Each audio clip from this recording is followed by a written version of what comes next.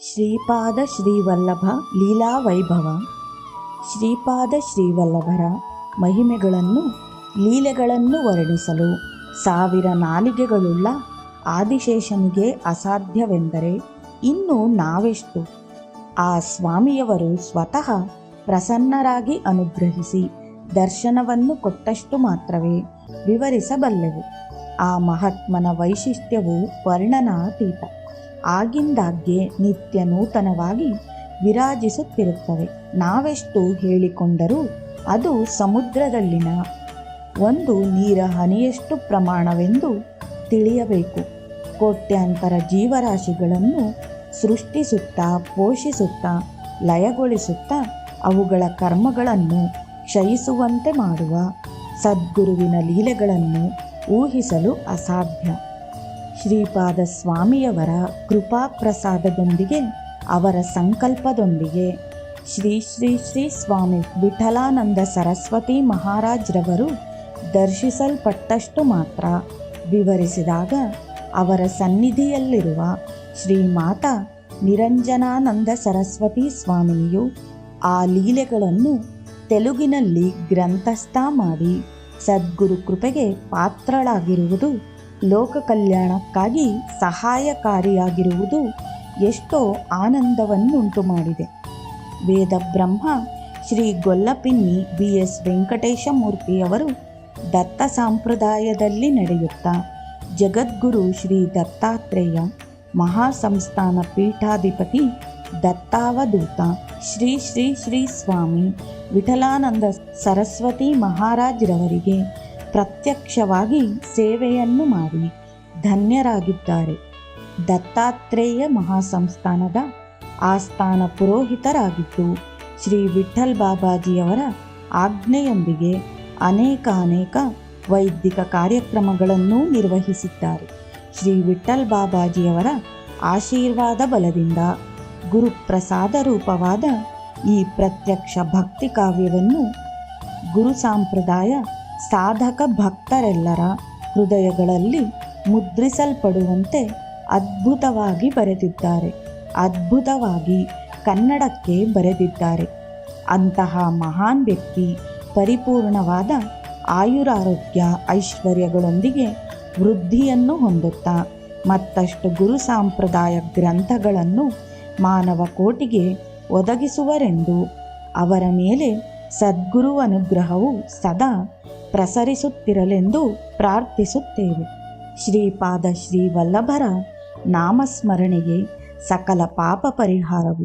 ಶ್ರೀಪಾದ ಶ್ರೀವಲ್ಲಭ ಲೀಲಾ ವೈಭವ ಎಂಬ ಈ ಸದ್ಗ್ರಂಥವನ್ನು ಎಲ್ಲರೂ ಪಾರಾಯಣವನ್ನು ಮಾಡಿ ದಿವ್ಯಾನುಭೂತಿಗಳನ್ನು ಹೊಂದುವಂತಾಗಲಿ. ಶ್ರೀಪಾದರ ಕರುಣೆಯಿಂದ ದುಷ್ಕರ್ಮಗಳು ನಿರ್ಮೂಲಿಸಲ್ಪಟ್ಟು ಸಕಲ ಶುಭಗಳು ಉಂಟಾಗಲಿ. ಸರ್ವೇ ಜನೋ ಸುಖಿನೋ ಭವಂತು.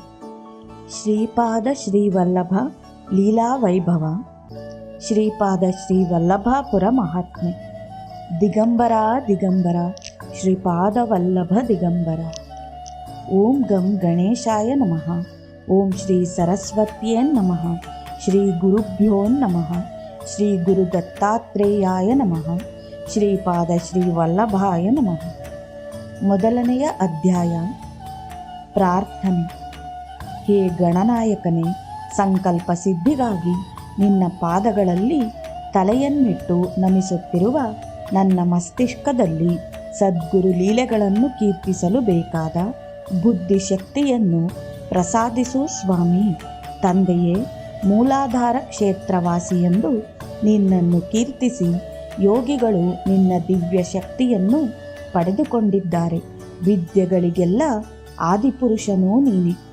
ಜ್ಞಾನ ಸ್ವರೂಪನೇ, ನಿನ್ನ ಸ್ವರೂಪವೇ ಆದ ಜಗದ್ಗುರು ಶ್ರೀ ದತ್ತಾತ್ರೇಯನ ಪ್ರಥಮಾವತಾರನ ಲೀಲೆಗಳನ್ನು ಕೀರ್ತಿಸುವ ಭಾಗ್ಯವನ್ನು ಕೊಟ್ಟು ನಮ್ಮ ಜನ್ಮವನ್ನು ಸಾರ್ಥಕಗೊಳಿಸು. ತನ್ಮೂಲಕ ಲೋಕ ಕಲ್ಯಾಣ ಕಾರ್ಯವನ್ನು ಮಾಡಿಸು. ಹೇ ಶೂಪಕರ್ಣನೇ, ನಮ್ಮ ಮನವಿಯನ್ನು ಕೇಳಿ ನಮ್ಮನ್ನು ಕೃತಾರ್ಥರನ್ನಾಗಿಸುವ ನಿನ್ನ ಪಾದ ಪದ್ಮಗಳಿಗೆ ಸಾವಿರ ನಮಸ್ಕಾರಗಳನ್ನು ಮಾಡುತ್ತಿದ್ದೇನೆ. ಅಮ್ಮ ವಾಣಿಯೇ, ವೀಣಾಪಾಣಿಯೇ, ಚೈತನ್ಯವನ್ನು ಹೊಂದದ ಜಡಮನಸ್ಸನ್ನು ನಿನ್ನ ದಿವ್ಯ ಚೈತನ್ಯದಿಂದ ಉತ್ತೇಜಿಸಲು ಕೈಯಲ್ಲಿ ವೀಣೆಯನ್ನು ಹಿಡಿದು ನಾದವನ್ನು ಕೇಳಿಸುತ್ತಾ ನಮ್ಮಲ್ಲಿನ ಎಲ್ಲ ಆಲೋಚನೆಗಳಿಗೆ ಕಾರಣಭೂತಳಾಗಿರುವೆ. ನಿನ್ನ ಅನುಗ್ರಹವನ್ನು ಹೊಂದಿದ ವ್ಯಕ್ತಿಯು ವಿದ್ವಾಂಸನೆನಿಸಿಕೊಳ್ಳುವನು. ಅಂತರ್ಗತವಾಗಿ ನಿನ್ನ ದಿವ್ಯ ಶಕ್ತಿಯೇ ವ್ಯಕ್ತಿಯಲ್ಲಿ ಪ್ರಕಾಶಿಸುತ್ತದೆ, ಕೀರ್ತಿ ಪ್ರತಿಷ್ಠೆಗಳನ್ನು ತಂದುಕೊಡುತ್ತದೆ. ನಿನ್ನ ಪ್ರಭಾವವನ್ನು ತಿಳಿಯಲು ನಿನ್ನನ್ನು ಉಪಾಸಿಸಿ ಎಷ್ಟೋ ಮಂದಿ ಕೀರ್ತಿ ಪ್ರತಿಷ್ಠೆಗಳನ್ನು ಬಿಟ್ಟು ಎಲ್ಲವೂ ನಿನ್ನ ಕೃಪೆಯೆಂದು ಭಾವಿಸಿ ಮುಕ್ತಿಯನ್ನು ಕರತಲಾಮಲಕವಾಗಿಸಿಕೊಂಡಿದ್ದಾರೆ. ಬಯಸಿದವರ ಬಯಕೆಗಳನ್ನು ಈಡೇರಿಸುವ ಜಗನ್ಮಾತೆಯೇ, ಈ ದತ್ತಾವತಾರಗಳಲ್ಲಿ ಪ್ರಥಮನಾದ ಶ್ರೀಪಾದ ಶ್ರೀವಲ್ಲಭರ ಲೀಲಾಮೃತ ಧಾರೆಗೆ ಗ್ರಂಥ ರೂಪವನ್ನು ಕೊಡಲು ಬೇಕಾದ ಶಕ್ತಿ ಯುಕ್ತಿಗಳನ್ನು ದಯಪಾಲಿಸು ತಾಯಿ. ನಿನ್ನ ಪಾದ ಪದ್ಮಗಳಿಗೆ ಸಹಸ್ರ ಸಹಸ್ರ ನಮಸ್ಕಾರಗಳು ಸ್ವೀಕರಿಸಮ್ಮ. ಹೇ ಪಾಂಡುರಂಗನೇ, ಪಂಡರೀನಾಥನೇ, ನಾರಾಯಣನೇ, ಶೇಷಶಯನನೇ, ನಿನ್ನನ್ನು ನಂಬಿ ಶರಣಾದ ಜೀವಿಗಳನ್ನು ಉದ್ಧರಿಸುವುದರಲ್ಲಿ ನೀನು ಸಮರ್ಥನಾಗಿರುವೆ.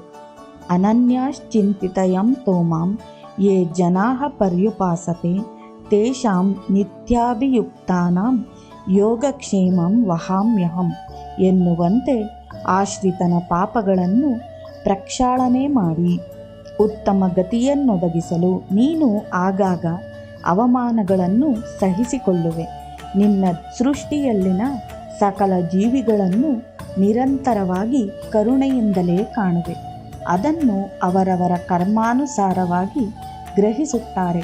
ಎಂತಹ ಬಾಧೆಯಾದರೂ ನೋವಾದರೂ ಸಹಿಸಿಕೊಂಡು ನಿನ್ನ ಕೃಪೆಗಾಗಿ ಪ್ರಾರ್ಥಿಸುವವರನ್ನು ಅಪಾರವಾದ ಪ್ರೀತಿಯಿಂದ ಅನುಗ್ರಹಿಸಿ ಹತ್ತಿರಕ್ಕೆ ಸೇರಿಸಿಕೊಳ್ಳುವೆ.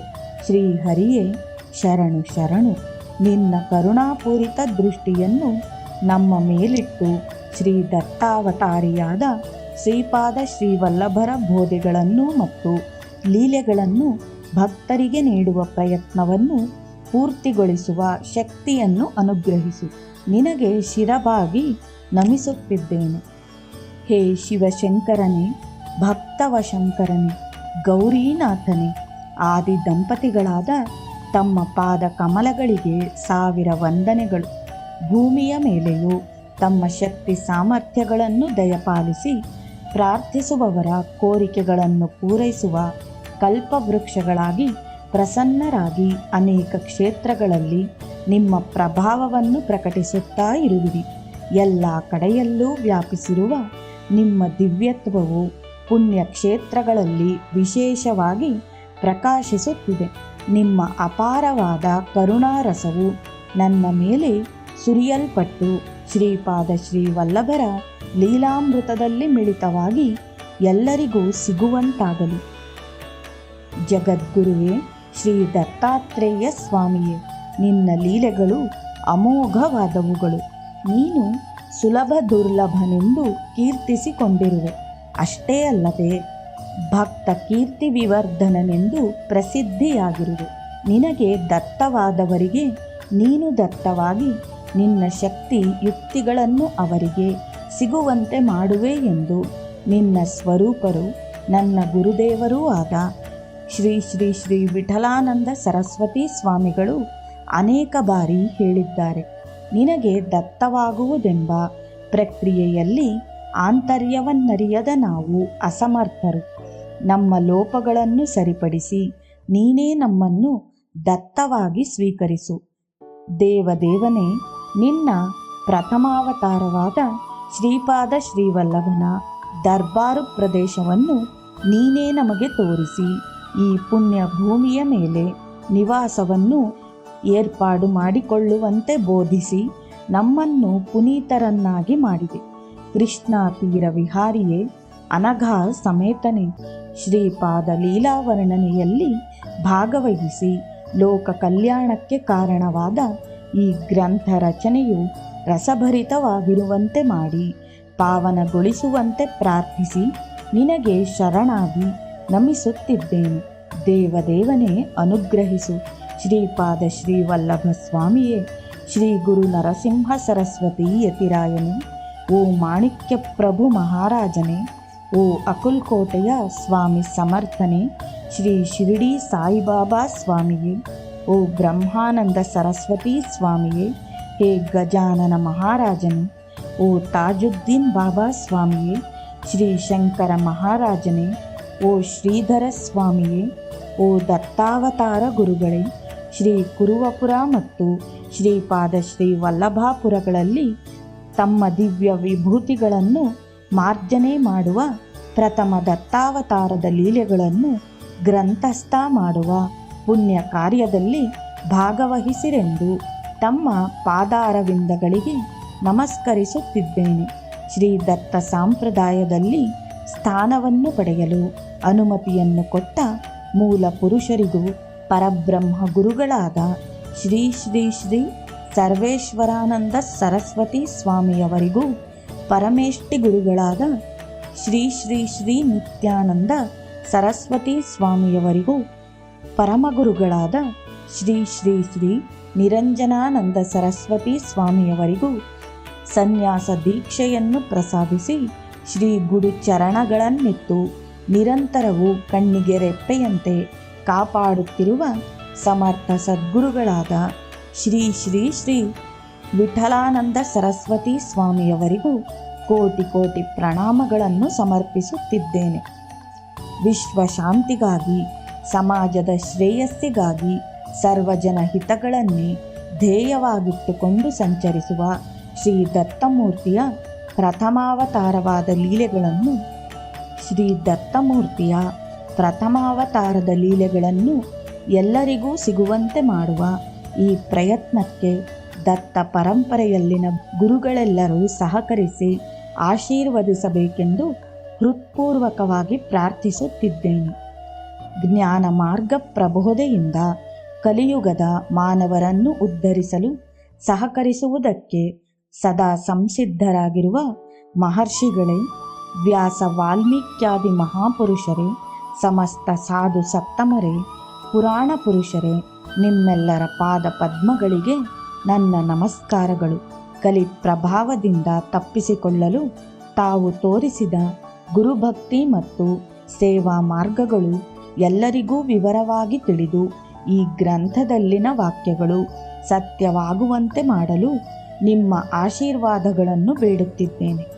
ಜನ್ಮವನ್ನು ಕೊಟ್ಟ ಜನನಿ ಶ್ರೀಮತಿ ರಾಜ್ಯಲಕ್ಷ್ಮಿ, ತಂದೆಯವರಾದ ಶ್ರೀ ಆಲೂರು ನಾಗಭೂಷಣರಾವ್ ಪಂಡಿತರು ಮತ್ತು ನನ್ನ ಪತಿದೇವರಾದ ಶ್ರೀ ಉಪ್ಪಲೂರು ಭಾಸ್ಕರ ಶರ್ಮರವರು ಮೇಲಿನ ಲೋಕದಿಂದ ಆಶೀರ್ವದಿಸುತ್ತಾರೆಂದು ಅವರಿಗೆ ಪಾದಾಭಿವಂದನೆಗಳನ್ನು ಸಮರ್ಪಿಸುತ್ತಿದ್ದೇನೆ. ಸದ್ಗುರುವಿನ ಮಹಾತ್ಮೆ. ಪ್ರಸ್ತಾವನೆ. ಭಾರತ ದೇಶವು ಅತಿ ಪವಿತ್ರವಾದ ಒಂದು ಪುಣ್ಯಭೂಮಿ, ಯೋಗಿಗಳು ಓಡಾಡಿ ಪಾವನಗೊಳಿಸಿದ ಯೋಗ ಭೂಮಿ. ಪ್ರಪಂಚದ ಎಲ್ಲ ದೇಶಗಳಿಗೂ ಗುರುಸ್ಥಾನವು ಭಾರತ ದೇಶವೇ. ಈ ದೇಶದಲ್ಲಿ ಸದ್ಗುರುಗಳು ಸಮಭಾವವನ್ನಿಟ್ಟುಕೊಂಡವರು. ತಾವೆಷ್ಟು ಕಷ್ಟಗಳನ್ನಾದರೂ ಸಹಿಸಿಕೊಳ್ಳುತ್ತಾ ತಮ್ಮ ಶಿಷ್ಯರನ್ನು ಸಮುನ್ನತ ಸ್ಥಿತಿಯಲ್ಲಿ ನಿಲ್ಲಿಸಿ ಗುರುಗಳನ್ನಾಗಿ ಮಾಡುವುದರಲ್ಲಿ ಸಿದ್ಧಹಸ್ತರು. ಉದಾಹರಣೆಗೆ, ಒಂದು ಜ್ಯೋತಿಯು ಅನೇಕ ಜ್ಯೋತಿಗಳನ್ನು ಬೆಳಗಿಸಲು ಕಾರಣವಾಗುವಂತೆ ಒಬ್ಬ ಜ್ಞಾನಿಯು ತನ್ನ ಜ್ಞಾನವನ್ನು ಅನೇಕರಿಗೆ ಬೋಧಿಸಿ ಅವರೂ ಸಹ ಜ್ಞಾನಿಗಳಾಗಲು ಕಾರಣನಾಗುತ್ತಾನೆ. ಆದುದರಿಂದಲೇ ಈ ದೇಶದಲ್ಲಿ ಅನೇಕ ಕೋಟಿ ವರ್ಷಗಳಿಂದ ಗುರು ಶಿಷ್ಯ ಸಂಪ್ರದಾಯವು ನಿರಾತಂಕವಾಗಿ ನಡೆಯುತ್ತಿದೆ.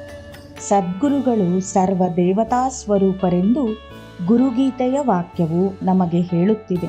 ನಮ್ಮ ಪೂರ್ವಿಕರಾದ ಸತ್ಪುರುಷರು ಈ ಕಾರಣದಿಂದಲೇ ಸದ್ಗುರುಗಳನ್ನು ಸೇವಿಸಿ ಪೂಜಿಸಿ ಪಾವನರಾಗಿದ್ದಾರೆ.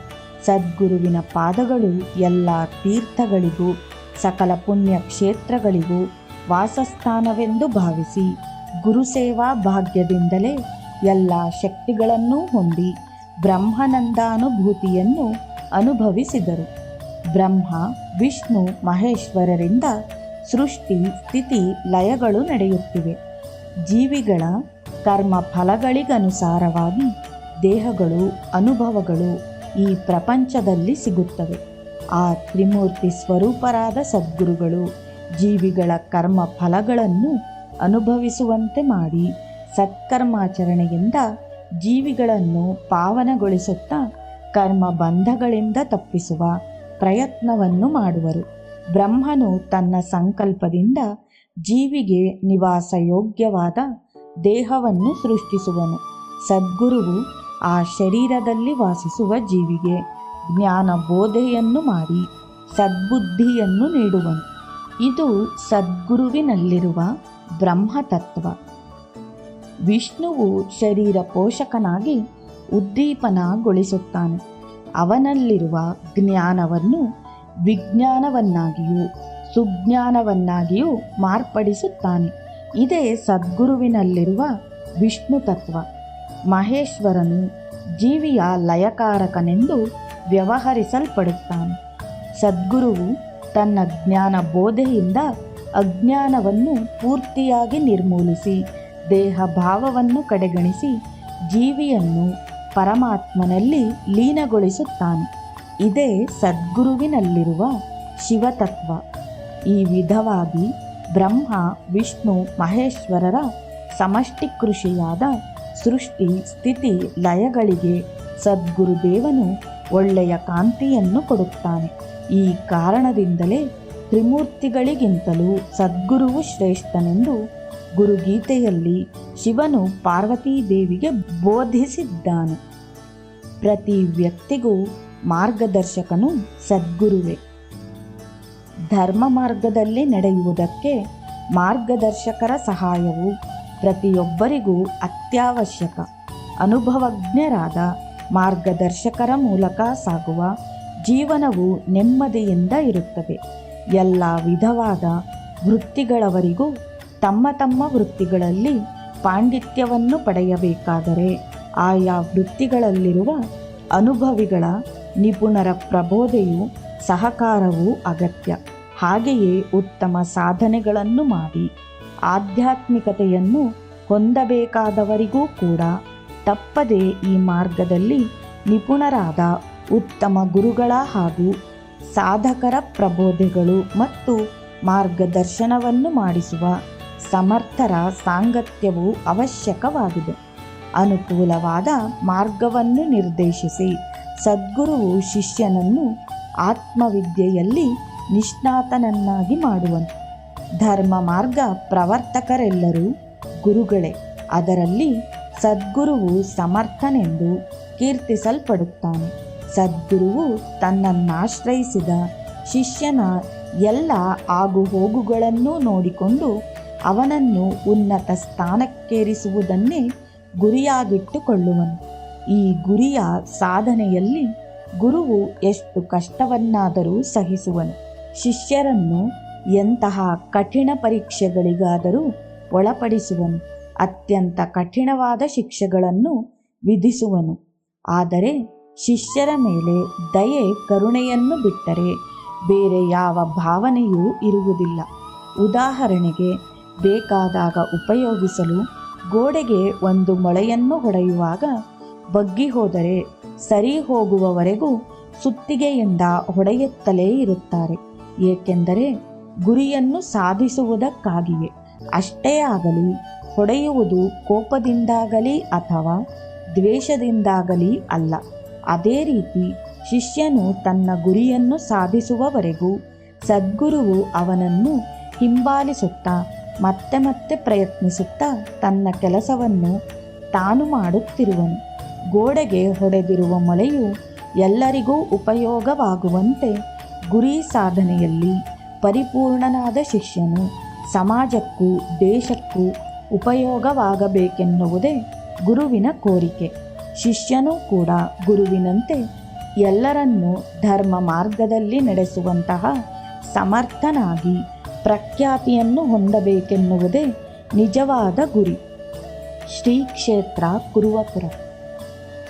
ಧರಣಿಯ ಮೇಲೆ ಜನಿಸಿದ ಮಾನವರೆಲ್ಲರನ್ನೂ ಮೋಹಚಿತ್ತರನ್ನಾಗಿ ಮಾಡಿ ತನ್ನ ಕೈಯಲ್ಲಿನ ಕೀಲುಬೊಂಬೆಯಂತೆ ಮಾಡಿಕೊಂಡಿರುವ ಮಾಯೆಯನ್ನು ಓಡಿಸಿ ತಾನು ಯಾರೋ ತಿಳಿದುಕೊಳ್ಳುವಂತೆ ಮಾಡಬಲ್ಲ ಆತ್ಮದರ್ಶನವನ್ನು ಮಾಡಿಸುವ ಇಂತಹ ಅವಧೂತ ಸಂಪ್ರದಾಯಕ್ಕೆ ದತ್ತ ಸಂಪ್ರದಾಯವೆಂದು ಹೆಸರು.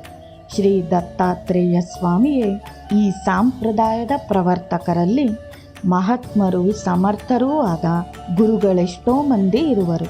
ಅವರಲ್ಲಿ ಶ್ರೀಪಾದ ಶ್ರೀ ವಲ್ಲಭ ಸ್ವಾಮಿಯವರು ಈ ಕಲಿಯುಗದಲ್ಲಿ ದತ್ತದೇವನ ಪ್ರಥಮ ಅವತಾರಿಗಳು. ಈ ಸ್ವಾಮಿಯವರ ತಪೋಭೂಮಿಯೇ ಶ್ರೀ ಕ್ಷೇತ್ರ ಕುರುವಪುರ.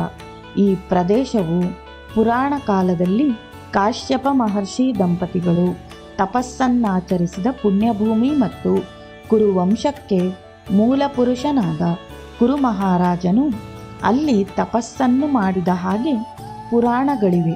ಶ್ರೀಪಾದ ಶ್ರೀ ವಲ್ಲಭ ಸ್ವಾಮಿಯವರು ಈ ಪ್ರದೇಶವನ್ನು ತಮ್ಮ ಅನುಷ್ಠಾನ ಕ್ಷೇತ್ರವನ್ನಾಗಿ ಆಯ್ದುಕೊಂಡಿದ್ದಾರೆ. ಅವರ ಅದ್ಭುತ ತಪಸ್ಸಿನಿಂದ ಈ ಕ್ಷೇತ್ರದ ಹಿರಿಮೆಯು ಮತ್ತಷ್ಟು ಹೆಚ್ಚಾಗಿದೆ.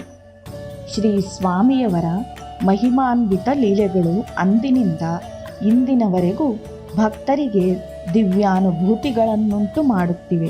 ಶ್ರೀ ಸ್ವಾಮಿಯವರು ಮಾಡಿದ ತಪಃಫಲದಿಂದ ಅನೇಕ ಸಾಧು ಮಹಾತ್ಮರಿಗೆ, ಸತ್ಪುರುಷರಿಗೆ ಈ ಕ್ಷೇತ್ರದಲ್ಲಿ ದೈವ ದರ್ಶನವೂ ಗುರುದರ್ಶನವೂ ಲಭಿಸುತ್ತಿದೆ.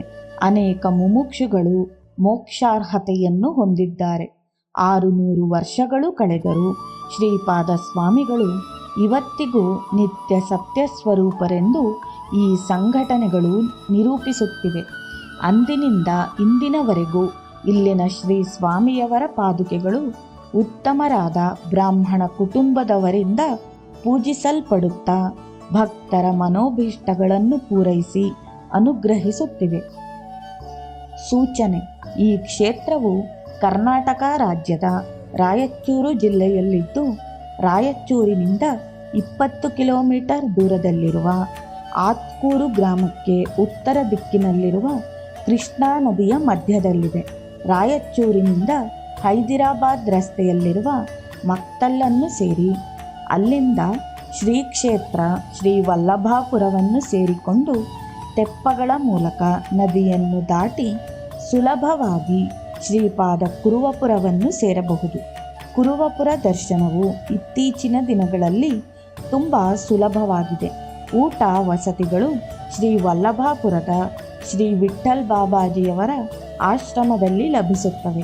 ಆದುದರಿಂದ ಭಕ್ತರ ಸಂಖ್ಯೆಯು ಜಾಸ್ತಿಯಾಗಿದೆ. ತಂಡೋಪತಂಡಗಳಾಗಿ ಬಂದು ದರ್ಶನವನ್ನು ಮಾಡಿಕೊಂಡು ಪುನೀತರಾಗುತ್ತಿದ್ದಾರೆ.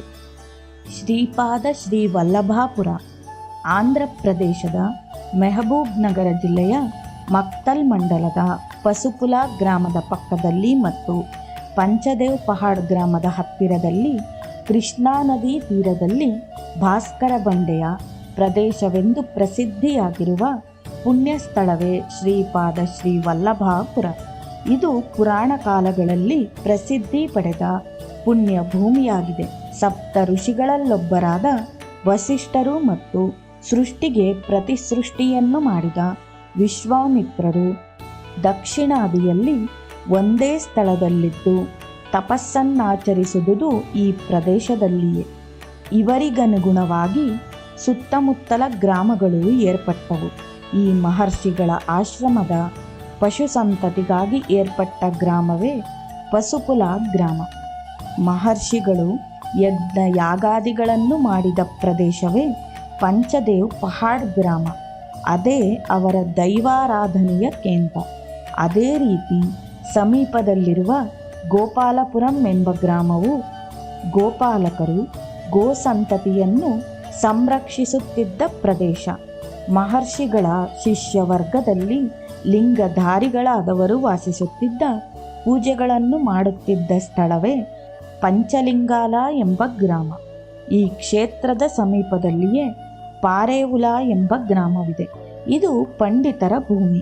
ಆ ಕಾಲದಲ್ಲಿ ಇಲ್ಲಿನ ವೇದ ಪಾಠಶಾಲೆ, ಗುರುಕುಲಗಳು ತುಂಬ ಪ್ರಸಿದ್ಧಿಯಾಗಿದ್ದವು. ದೂರ ಪ್ರದೇಶಗಳಿಂದಲೂ ಸಹ ವಿದ್ಯಾರ್ಥಿಗಳು ಬಂದು ವೇದ ವಿದ್ಯೆಯನ್ನು ಅಭ್ಯಸಿಸುತ್ತಿದ್ದರು. ಆದುದರಿಂದ ಈ ಪ್ರದೇಶವು ದಿವ್ಯ ಪುರುಷರಿಂದ ತಪಸ್ಸು ಮಾಡಿದುದಾಗಿ ವೇದ, ಶಾಸ್ತ್ರ, ಪುರಾಣ ಜ್ಞಾನಬೋಧೆಗಳು ಮಾಡಲ್ಪಟ್ಟ ಪಾವನ ಸ್ಥಳವಾಗಿ ಗೋಚರಿಸುತ್ತಿದೆ. ಅಷ್ಟೇ ಅಲ್ಲದೆ ಈ ಸ್ಥಳವು ಶ್ರೀಪಾದ ಸ್ವಾಮಿಯವರು ಸ್ನಾನಾನುಷ್ಠಾನಗಳನ್ನು ಮಾಡಿಕೊಂಡು ಭಕ್ತರ ಸಮಸ್ಯೆಗಳಿಗೆ ಕಷ್ಟ ನಿವಾರಣೆಗೆ ಸರಿಯಾದ ಸೂಚನೆಗಳನ್ನು ನೀಡಿದ ದರ್ಬಾರ್ ಪ್ರದೇಶವಾಗಿ ಚರಿತ್ರೆಗೆ ಸೇರಿದೆ. ಶ್ರೀ ಸ್ವಾಮಿಯವರು ಇಲ್ಲಿ ಎಷ್ಟೋ ವಿಚಿತ್ರವಾದ ಲೀಲೆಗಳನ್ನು ಅನುಗ್ರಹಿಸಿದ್ದಾರೆ. ಶ್ರೀ ಸ್ವಾಮಿಯವರು ನಿತ್ಯವೂ ಸೂರ್ಯ ನಮಸ್ಕಾರಗಳನ್ನು ಮಾಡುತ್ತಿದ್ದ ದೊಡ್ಡ ಶಿಲೆಯ ಮೇಲೆ ತಮ್ಮ ಆಕಾರವನ್ನು ರೂಪಿಸಿದ್ದಾರೆ. ಇಂದಿಗೂ ಅದನ್ನು ನೋಡಬಹುದು. ಇಂದಿಗೂ ಭಕ್ತರು ಆ ಶಿಲೆಯನ್ನು ಸ್ಪರ್ಶಿಸಿ ಶ್ರೀಯವರ ಚೈತನ್ಯ ಶಕ್ತಿಯನ್ನು ಅನುಭವಿಸಿ ಪರವಶರಾಗುತ್ತಿದ್ದಾರೆ. ಇಲ್ಲಿ ಶ್ರೀ ಸ್ವಾಮಿಯವರನ್ನು ಪ್ರಾರ್ಥಿಸಿ ಕೋರಿದ ವರಗಳನ್ನು ಪಡೆಯುತ್ತಿದ್ದಾರೆ. ಅಂತಹ ಮಹಾಮಹಿಮಾನ್ವಿತವಾದ ಪುಣ್ಯ ಪ್ರದೇಶವನ್ನು ಶ್ರೀಪಾದ ಸ್ವಾಮಿಗಳು ನಮ್ಮ ಗುರುದೇವರಾದ ಶ್ರೀ ಶ್ರೀ ಶ್ರೀ ವಿಠಲಾನಂದ ಸರಸ್ವತಿ ಮಹಾರಾಜರಿಗೆ 1998 ಮೇ ತಿಂಗಳಿನಲ್ಲಿ ಪ್ರಸಾದ ರೂಪವಾಗಿ ಅನುಗ್ರಹಿಸಿ ಮಹಾಪುಣ್ಯಕ್ಷೇತ್ರ ನಿರ್ಮಾಣವನ್ನು ಮಾಡಿಸಿ ತಮ್ಮ ಮಹಿಮೆಗಳನ್ನು ಅಪಾರವಾಗಿ ಪ್ರಕಟಿಸುತ್ತಿದ್ದಾರೆ. ಇಲ್ಲಿ ಪ್ರತಿಷ್ಠೆಗೊಂಡಿರುವ ಶ್ರೀ ದತ್ತಾತ್ರೇಯ, ಅನಘಾಮಾತೆ, ಕಾಲಭೈರವ, ರೇಣುಕಾಮಾತೆ, ಸಾಂಬಶಿವ, ಸೀತಾರಾಮ, ಸಾಯಿಬಾಬಾ, ನಾಗದೇವತೆಗಳು, ಸಹಜ ಗಣಪತಿ, ಶ್ರೀಪಾದ ಶ್ರೀ ವಲ್ಲಭರು, ಪಾಂಡುರಂಗ ಸಮೇತ ರುಕ್ಮಾಬಾಯಿ ಇವರೆಲ್ಲರೂ ಭಕ್ತರು ಬೇಡಿದ ವರಗಳನ್ನು ಕರುಣಿಸುತ್ತಿದ್ದಾರೆ.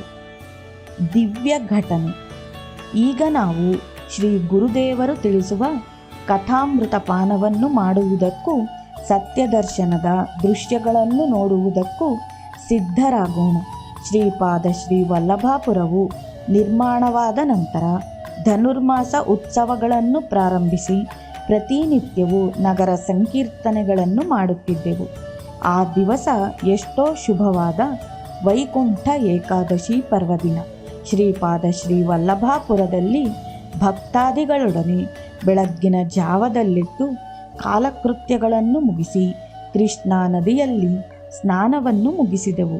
ಪ್ರತಿದಿನದಂತೆ ತಾಳವಾದ್ಯಗಳೊಂದಿಗೆ ನಾಮ ಸಂಕೀರ್ತನೆಗಳನ್ನು ಮಾಡುತ್ತಾ 3 ಪ್ರದಕ್ಷಿಣೆಗಳನ್ನು ಪೂರ್ತಿ ಮಾಡಿ ಬೇಗ ಬೇಗ ಮೇಲೆ ಹೋಗಿ ಶ್ರೀ ದತ್ತ ಸ್ವಾಮಿಯವರನ್ನು ಉತ್ತರ ದ್ವಾರದ ಎದುರಿನಲ್ಲೇ ಮಣೆಯ ಮೇಲೆ ಅಲಂಕರಿಸಿ ಸ್ತೋತ್ರಗಳನ್ನು ಮಾಡಿ ಆರತಿ ಮಾಡುತ್ತಿದ್ದರೆ ಚಿಕ್ಕಂದಿನಲ್ಲಿ ನೋಡಿದ ಮಂಗಳಗಿರಿ ಶ್ರೀ ಲಕ್ಷ್ಮೀ ನರಸಿಂಹಸ್ವಾಮಿಯ ದರ್ಶನಾನುಭೂತಿಯ ಸ್ಮರಣೆಯಾಯಿತು.